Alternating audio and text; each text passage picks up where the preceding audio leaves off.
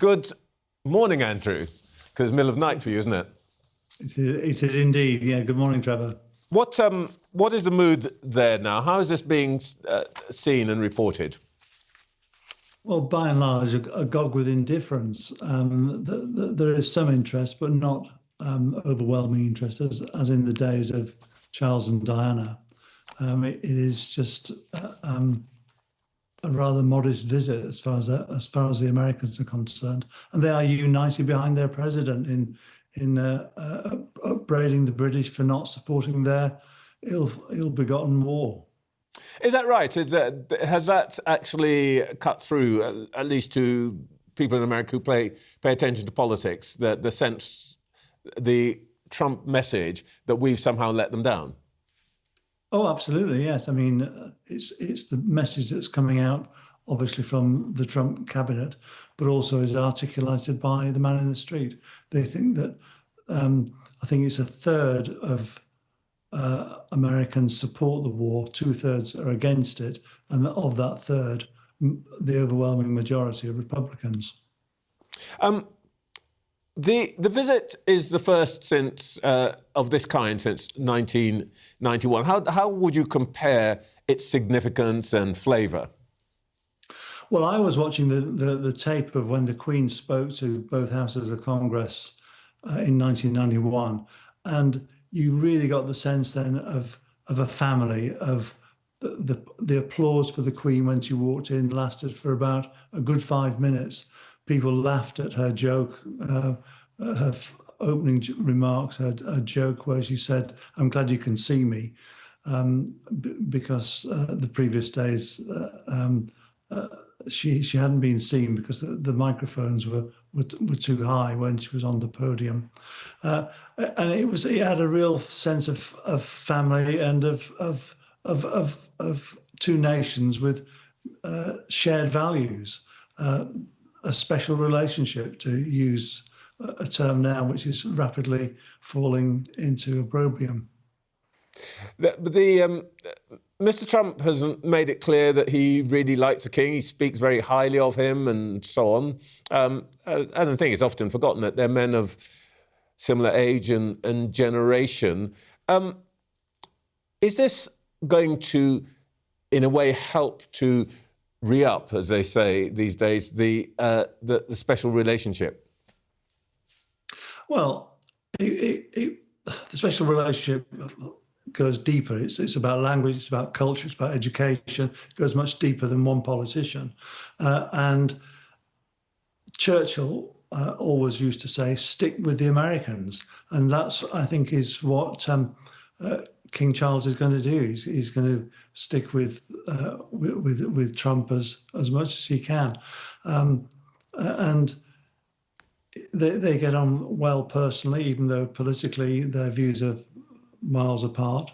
And I'm sure that he's already either called him or sent him a get well soon or good wishes card after the events of last night. There's always been a slight edge in that relationship, which is, if you like, the Americans being our cousins and all of that, but also slightly disapproving of Britain as a colonial power for understandable reasons. And we've seen in the last couple of days, the Argentinians have raised the issue of sovereignty over the Falklands. And as reported, the president has been less than rushing to Britain's defence. Could that become an issue of sensitivity, or is it just one that he is using to provoke us? Well, it's one way he's provoking us, and I think it might even have an effect on the May elections, local elections in Britain, because a vote for Farage is also a vote for Trump, and Trump is attacking Britain over the Falklands Islands, which we all know we lost, I think, 255 soldiers and other personnel. One other issue which I suppose is very touchy and is more personal, I guess, to the King. Prince Harry has delivered himself of some remarks in Ukraine about the need to support Ukraine in the last few days. And the president, I'm quoting him here, says he is more likely to speak for the UK than Prince Harry. What is going on there? Yeah, well, I think both statements are incorrect. Prince Harry has spoken about the need to defend democracy, that you can't just let it lie. Sentiments which I'm sure his father would agree with. And